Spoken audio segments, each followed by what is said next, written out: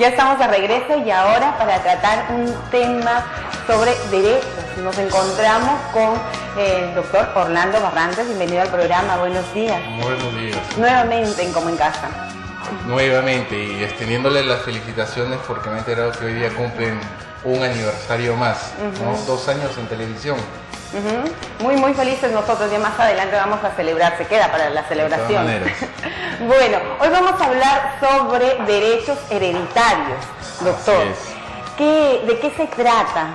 Bueno, la norma establece que cuando uno fallece, los bienes que ha dejado esa persona, por un tema de que no salgan de circulación comercial, los bienes tienen que quedar en manos de nuevos titulares. La norma establece que los nuevos titulares van a ser los hijos en primer grado, en segundo grado si no lo hubieran los padres, y si es que no hubieran ni hijos ni padres, tendrían que ser los colaterales, es decir, primos, sobrinos, de acuerdo ¿En ese orden? En ese orden, se va prolongando la... Primos, sobrinos, no puede ser tíos, sobrinos. No, primos, sobrinos, exacto. Ah, ok. Primos, sobrinos, Entonces, exacto. y si no hubieran O sea, ni los primos, si es que sobrinos. no hubieran primos, si es que no hubieran, claro, si es que no hubieran sobrinos, los hermanos. O sea, eso es como una cruz. La cruz va de forma ascendiente, que son los hijos, y si no hay hijos, sube de forma ascendiente, que serían los padres, en este caso mis padres. Y si no hubiera, de manera colaterales, es una cruz, mis hermanos. Y si no hubiera mis hermanos, vamos de nuevo descendientes, mis sobrinos, que son los hijos de mis hermanos, hasta ir hasta el último cuarto grado de consanguinidad. Hay que buscar hasta el más pequeñito, ¿verdad? Si no hubiera, digamos así, descendientes o ascendientes o colaterales, es decir, no hay herederos forzosos, la beneficencia se queda con el patrimonio. ¿En serio? Exacto, la beneficencia se pero, queda con el patrimonio. pero si la persona dejó un testamento, de pronto para los vecinos. Claro, hay dos formas de poder, digámoslo así, dejar ordenado tu patrimonio. El primer, lo que se recomienda es que se deje un testamento. En el testamento, por ejemplo, tiene que estar tanto el esposo como la esposa o el esposo, ¿no? Como los hijos. Tanto hijos matrimoniales como extramatrimoniales, porque tanto los matrimoniales como los extramatrimoniales heredan en mismo grado. Con el Código Civil del 36, los hijos legítimos dentro del matrimonio heredaban más que los hijos ilegítimos. Pero ahora sí, con el Código del 84 ya eso se ha, digámoslo así, reglamentado de tal manera que los derechos ya de ambos son iguales, ¿no? Ya no existe discriminación en la norma patrimonial. Ese es por un lado. El otro lado es el tema de cuando uno fallece sin testamento. Ahí se genera un problema. Hay que ir a un proceso que se llama sucesión intestada. En el proceso de sucesión intestada, todos los hijos y la esposa recurren, ya sea en la vía notarial o en la vía judicial, para solicitar se les declare a ellos herederos de la totalidad del inmueble. Es decir, la mujer solicita la liquidación de las sociedades gananciales, que es el 100% patrimonial, y de esa mitad que supuestamente que ha dejado el esposo, porque la otra parte, que es el 50%, se lo lleva a la esposa porque ella es ya la titular de ese 50%, la mujer entra junto con los hijos como si fuera una hija más. Es decir, hereda un porcentaje del 15%, por decir un porcentaje mínimo, y el otro que queda se lo dividen entre todos los hijos, ¿no? Así sucede. Doctor, pero ¿qué pasa cuando la mamá y la esposa empiezan en un litigio, en una discusión, de pronto porque es mi hijito, me corresponde, o los hermanos, y le toca también a la esposa? ¿Cómo es? Cuando hay testamento, ahí sí podría existir un tema de discusión, porque en el testamento uno puede colocar, digamos así, a los herederos forzosos que uno cree merecedores, ¿no? Pero sin discriminar a nadie. Y tiene que respetar el orden ascendiente y descendiente. Es decir, los herederos forzosos necesariamente van a ser los hijos y la esposa, necesariamente. La norma no hay manera que los pueda discriminar. Ya no hay el testamento. No, en el testamento. En el testamento, es decir, cuando ya la persona ha dejado todo en orden, ¿no? En la notaría y el testamento se encuentra inscrito en registros públicos. Ahora, queda un 15% que se le conoce a los que se le conoce los legatarios. ¿Qué es los legatarios? Es decir, un vecino, supongámoslo así, un vecino que me ha cuidado durante tanto tiempo, yo lo beneficio de alguna manera del 15% de mi patrimonio, ¿no? Pero ese 15% que son los legatarios es algo facultativo, porque al fin y al cabo los legatarios no son herederos forzosos. Es como pagarle su atribución, sus cuidados durante tanto tiempo a esta persona. Para dar una muestra de agradecimiento. Exacto, una muestra de agradecimiento. Pero solamente es el 15%, porque el resto sí son herederos forzosos. Ahora, ese es el testamento. En la sucesión intestada, cuando no hay testamento y nos vamos a ir a los notarios o al Poder Judicial, lamentablemente los herederos más cercanos, que son los hijos, siempre van a terminar excluyendo a los más lejanos. Sí. O sea, es decir, si mis hijos heredan un bien, ¿no? Porque yo he fallecido intestadamente, no he dejado testamento, prácticamente ya no hay posibilidades de que mis padres puedan heredar esos bienes, porque los herederos más cercanos siempre van a terminar excluyendo a los abuelos, a los tíos, a los nietos o a los sobrinos. Así funciona la norma de tal manera. Claro, y dependiendo también de cómo hayan sido formados esos hijos, lo considerado que sean también, los abuelos son importantes, sin los abuelos no estarían los padres. Pero ¿qué sucede cuando, y lo estábamos conversando fuera de cámaras, cuando el caballero, pongámonos el caballero porque se suele dar más en ellos, tienen dos hogares, y lo estábamos comentando, me lo hacía recordar usted, con esto de un programa de televisión donde apareció después de cierto tiempo y con otra mujer, y además tenía hijos. Ahora, ¿cómo está ahí? ¿Cómo la norma en el Código del 84 se estableció que las convivientes hasta mayo del año pasado no eran herederas, ni tenían sociedades gananciales. Sin embargo, a partir de mayo del año pasado ya la norma cambió y establece que las convivientes ya tienen derechos hereditarios y sociedades gananciales. Ahora, el problema es lo siguiente, que hasta ahorita la norma no ha tratado de resolver esto. Es que muchas veces los hombres tienen dos convivientes. Una conviviente que en Chiclayo, y de repente si es que viaja mucho puede tener una conviviente en Piura, en Cajamarca. En cada ciudad. En cada ciudad. Por ejemplo, en el supuesto caso que yo no quiero echarle la pelota, si su esposo es visitador médico o su conviviente es visitador médico, los visitadores médicos viajan mucho, ¿verdad? Exacto, por poner una profesión, ¿no? Por poner una profesión, puedo poner cualquier tipo de profesión. ¿Qué es lo que sucede si hay dos tipos de convivientes ahí? La norma establece que uno es conviviente cuando no tiene requisitos de impedimentos legales. Y uno de los impedimentos para poder ser conviviente es que no exista fidelidad, es decir, no tener una continuidad prolongada en la convivencia. Es decir, yo convivo 15 días y de ahí 15 días me voy. Y 15 días regreso. Ahí ya no podríamos estar hablando de una convivencia, porque la norma establece que tiene que ser una cohabitación prolongada de duración máximo de 2 años.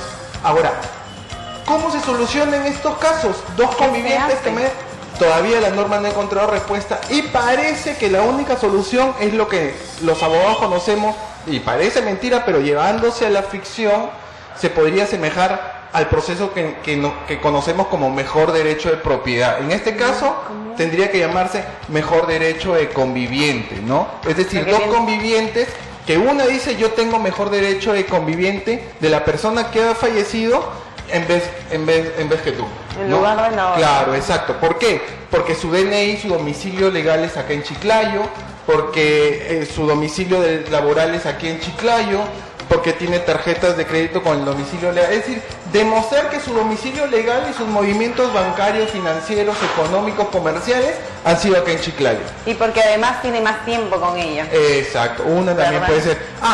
Y hay que tener en cuenta que en las municipalidades, como te estaba comentando, hay un registro de convivientes. ¿Cómo es eso, el registro? Exacto.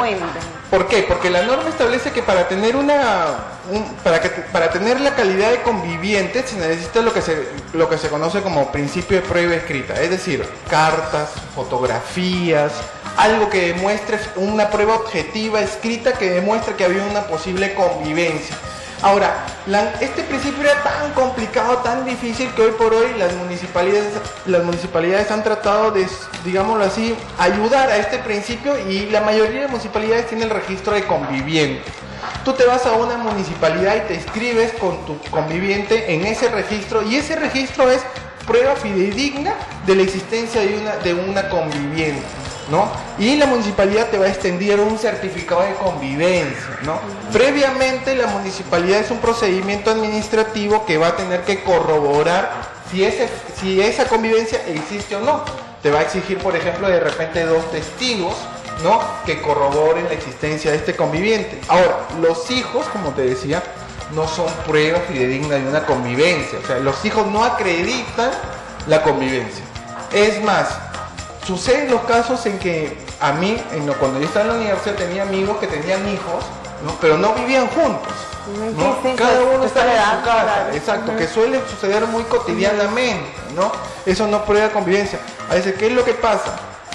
Fallece una persona que nunca se ha casado, no ha tenido una conviviente, pero dejó un hijo. Entonces la madre del hijo solicita, inicia el procedimiento de declaración de convivencia, y muchas veces el Poder Judicial lo termina rechazando esta pretensión, la declaran infundada porque el hijo no acredita una prueba de convivencia, ¿no? Entonces hay que tener mucho cuidado con ese aspecto, ¿no? Unas personas piensan que por tener un hijo puede decir es prueba fidedigna de la existencia de una convivencia. Lo que sí es prueba fidedigna de la existencia de un hijo es la responsabilidad de alimentos y la herencia, no hay más. Claro, ¿no? Entonces hay que acercarnos, los caballeros acercarse a los municipios, ¿verdad? Exacto. Claro, las más preocupadas en ese aspecto, hay que ser sinceros, son siempre las mujeres. Son las mujeres, son las las mamás. mujeres. ¿Por qué? Porque la convivencia, la declaración de convivencia, a la mujer le acredita muchos derechos. No en primer lugar los derechos hereditarios, que puede ser uno de esos, pero es el derecho al seguro. Claro, ¿no? el derecho al seguro, la salud también, Exacto. de ella, del pequeño menor, que puede tener. Exacto. Y pensando en ello, pues deben acercarse a los caballeros. Si no están casados, pues para hacer efectivo esto de la convivencia. Exacto. Ahí, por ejemplo, hay un tema por ejemplo, el matrimonio civil, y tengo que aclararlo porque varias personas y mis alumnos en las universidades me lo preguntan. El matrimonio civil y el matrimonio religioso son totalmente distintos. Muchas personas me dicen, doctor, pero yo me he casado religiosamente, ¿cuáles son mis derechos? Lamentablemente, el Estado peruano es un país laico, es decir, no abraza ninguna religión. Es decir, no sigue los parámetros de esa religión. ¿Eso qué quiere decir? Que cuando uno se casa civilmente, el derecho civil es el único matrimonio reconocido en la Constitución que te genera derechos y obligaciones. Cuando uno se casa religiosamente es un acto de mero formalismo. Para la norma civil, para la norma administrativa y la norma constitucional, tú sigues siendo soltera si te casas religiosamente. Porque el matrimonio religioso ni siquiera es prueba de convivencia. Tampoco es prueba de convivencia, porque yo me puedo casar religiosamente con una señorita y me puedo ir a mi casa.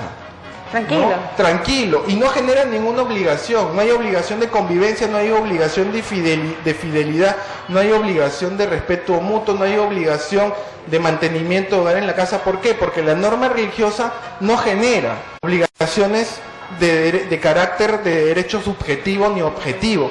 Lo que sí genera es un juicio moral, ¿no? Que bueno, todos estamos sujetos en realidad a un juicio moral portándonos bien o portándonos mal. Muchas veces me decía un cura, hay que tener más miedo al juicio moral que al juicio de la ley del hombre, porque en un proceso judicial te pueden declarar infundada, pero para la sociedad es suficiente que te inmersen en un proceso de investigación para que seas culpable, ¿no? Ya la sociedad ya te culpó. Entonces hay que tener cuidado en ese aspecto. Los hombres dicen, no, hay que casarnos religioso. Y a veces las mujeres dicen, ya está bien, pensando que con el matrimonio religioso generan mayores derechos. Y lo que en realidad está empezando es a convivir simplemente. Nada más. No hay más, no hay obligación más entre ellos, ¿no? Por cuestiones de creencias nada más divinas, es algo más abstracto, ¿verdad? Exacto. Y lo concreto y lo que queremos es estar seguros en este espacio, que es concreto, que lo podemos tocar, lo podemos palpar, que también lo otro es bueno porque nos ayuda espiritualmente. Doctor, números de teléfono, dirección para poder comunicarnos, porque yo estoy convencidísima que ahí en casa están muy interesados en este tema. Bueno, estamos en la urbanización Los Parques, en la calle Crisantemo 190, y el teléfono es 625852. Ahí nos pueden llamar o ir a la oficina y separar una consulta, ¿no? Y ya saben que no hay momento especial para ir anotando qué vas de qué manera vas a distribuir tus bienes, tus seres queridos, porque en cualquier momento se nos puede ir la vida y en realidad no es que lo queramos, pero es así de sorpresiva. En realidad cuando uno fallece y no deja sus propiedades en orden, los primeros que la sufren son los hijos. Porque cuando uno fallece intestadamente queda un inmueble y lamentablemente si son 5 hijos el inmueble se van a tener que dividir. Y a veces por ahí dicen, bueno, yo me quiero agarrar el patio, no, el patio quiero que sea mío, este cuarto va a ser mío, y empieza el conflicto, ¿no? Claro, empieza el conflicto, sí, lo hemos visto en todo momento, en las noticias, en los diarios, los medios de comunicación. Exacto. ¿Qué sugerencia, qué recomendación final para los televidentes? Bueno, aquellas personas que tienen hijos, dejarles pues la recomendación que dejen en la medida de aquellas personas que ya están pues con la salud deteriorada, que dejen su testamento para que los hijos pues sepan qué es lo que qué bienes le van a corresponder, y esos bienes y esas decisiones que usted va a tomar y lo va a plasmar en el testamento va a tener que ser respetada porque va a ser su última voluntad y ella, la ley, la fortalece y hace que sea cumplida, ¿no? Bueno, ya lo escucharon ustedes, sigan los consejos y ahora sí, nosotros con este tema nos vamos a una pausa comercial. Ya regresamos con más, estamos de aniversario, recuerda. Gracias, doctor, muchas gracias.